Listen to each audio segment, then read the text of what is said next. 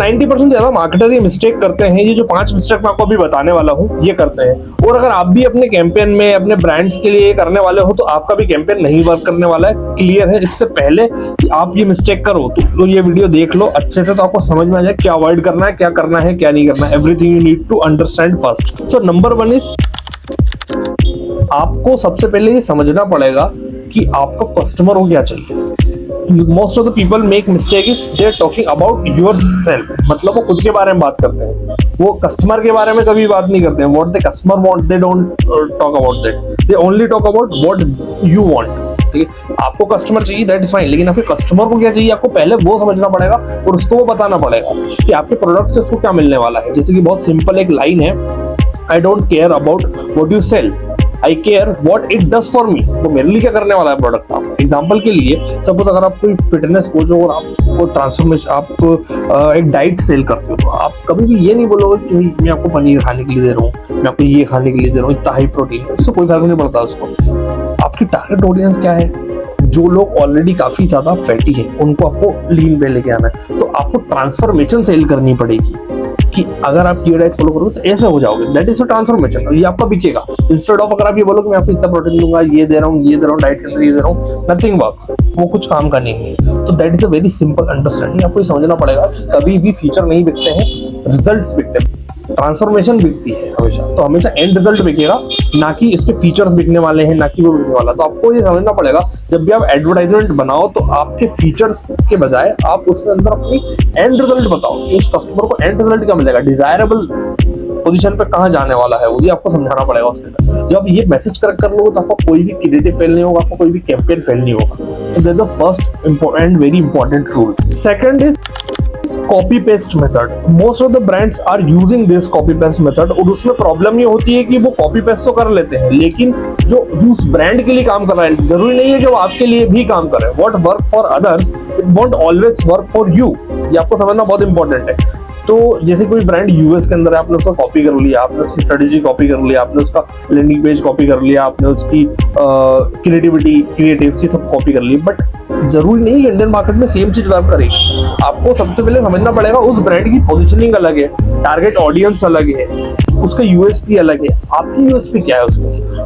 Nothing. तो आपको सबसे पहले यूएसपी समझनी पड़ेगी। तो आप जब भी कॉपी करते हो तो आपको सबसे पहले चीज को एनालाइज करो, टेस्ट करो कि ये कॉपी किया, एनालाइज किया हाँ ये चीज सही है, फिर उसको टेस्ट करो मार्केट के अंदर, इट्स एक्चुअली वर्क और not. If not work, change the strategy and then do this process again and again and again and again. Once you get the result तो आपको अपनी विनिंग स्ट्रेटजी मिल जाएगी, आपको अपनी यूएसपी मिल जाएगी, और जब वो मिल जाए फिर अपने कैंपेन को लॉन्च करके धीरे धीरे स्केल करो, that you will get a consistent result. जब आप ये प्रोसेस करते रहोगे तो आपको कंसिस्टेंट रिजल्ट मिलेंगे, अदरवाइज आप बार बार फेल होगे। तो don't always copy, once you copy analyse it, test it, then scale.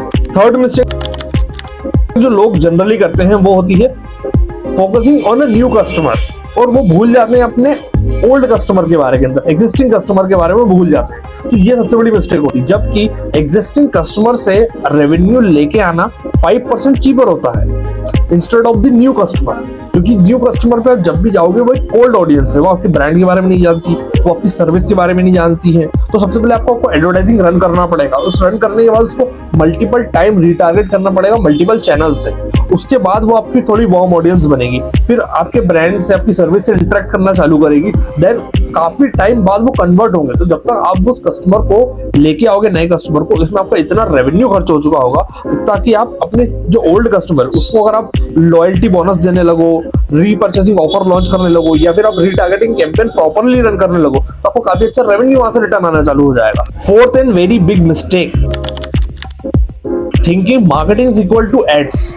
आपको सबसे पहले समझना पड़ेगा एड्स रन करना मार्केटिंग नहीं होती है, बहुत क्लियरली आपको समझना पड़ेगा, because most of the marketer, most of the brands समझते हैं कि एड रन कर दिया बस मार्केटिंग होगी। No, this is not only marketing. Marketing is a very different. Marketing is about understanding your customer first, understanding your customer psychology.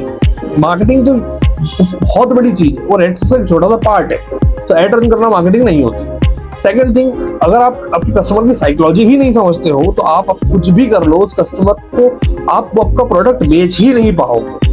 तो आपको सबसे पहले उसकी टारगेट ऑडियंस, जो भी आपकी टारगेट ऑडियंस है, जो भी आपकी कस्टमर है, आइडियल कस्टमर, उसकी साइकोलॉजी समझनी पड़ेगी। उसके बाद आपको क्रिएटिव बनाना पड़ेगा, ऐड बनाना पड़ेगा। उस ऐड को जब आप रन करोगे तब आपको कस्टमर आना चलोगे। उसके बाद भी आप नर्चर करोगे। That is all about marketing. तो ओनली एड्स मार्केटिंग नहीं होती है।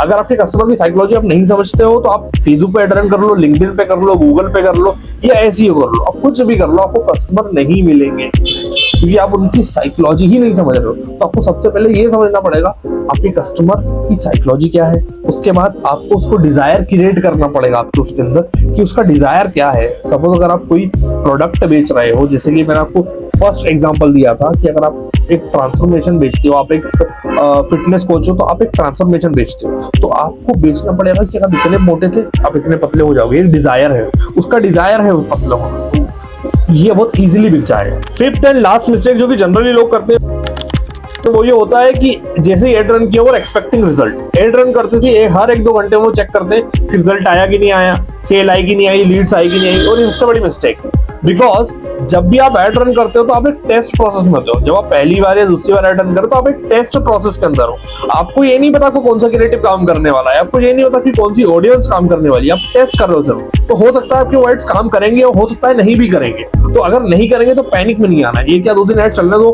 और नहीं अगर आपको सेल्स आती है तो don't panic. Try new creatives, try new target audience, and then we'll again start from the scratch.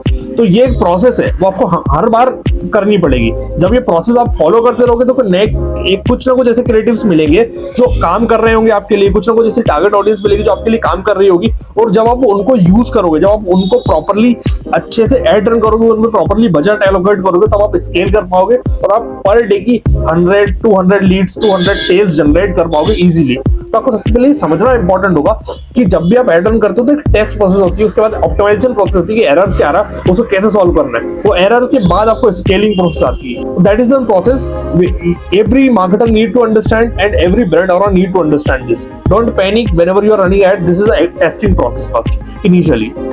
सो ये आपको समझना इंपॉर्टेंट है। और ये 5 मिस्टेक जब भी आप अवॉइड करोगे, जब भी आप समझने के बाद इन 5 मिस्टेक्स को अवॉइड करोगे तो आप 100% अच्छा रिजल्ट जनरेट कर पाओगे। एंड नेक्स्ट वीडियो में आपको एक्चुअल बताने वाला हूँ एक अच्छा एड राइट कैसे किया जाता है। एक हाई स्केलेबल एड, एक ऐसा एड जिसमें हुक भी बहुत अच्छा हो, जिसको लोग रिटेंशन के लिए देखें, जिससे आपका रिटेंशन आए 30 सेकंड 1 मिनट आपका प्रॉपर अच्छा रिटेंशन आए। वो कैसे बनता है, वो कैसे उसको लिखा जाता है, उसमें क्या क्या फॉर्मूले यूज किए जाते हैं, क्या चीजें उसके अंदर इंक्लूड करनी पड़ती है, ये आपको कैसे आप वो चीज आपके लिए करोगे। मैं एक नेक्स्ट वीडियो प्रॉपर डिस्क्राइब करने वाला हूँ, एक फॉर्मूला को प्रॉपर देने वाला हूँ।